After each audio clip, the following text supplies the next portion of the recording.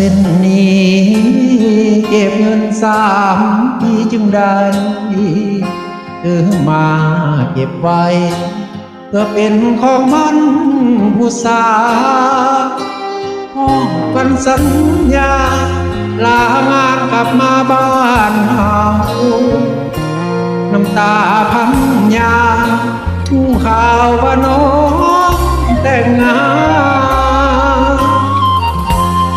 หัวใจสถาน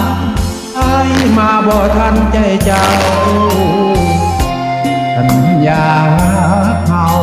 จบตอนน้องเขาพักหวานคืนน้ำตาเข้ามาเป็นแขกร่วมงาน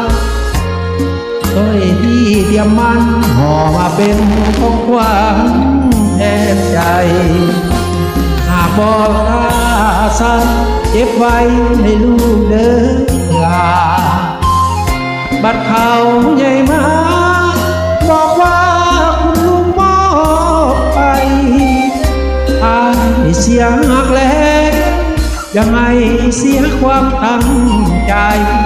ยิ้มรับของขวัญคนพาก่อนลาใจไปชั่วชีสร้อยทองเป็นนี้บ่มีสิทธิ์เป็นของมันมอบเป็นของขวัญด้วยงานแล้วที่สิมี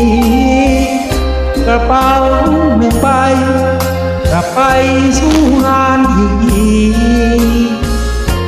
จากบ้านวันนี้อายบ่มีน้อง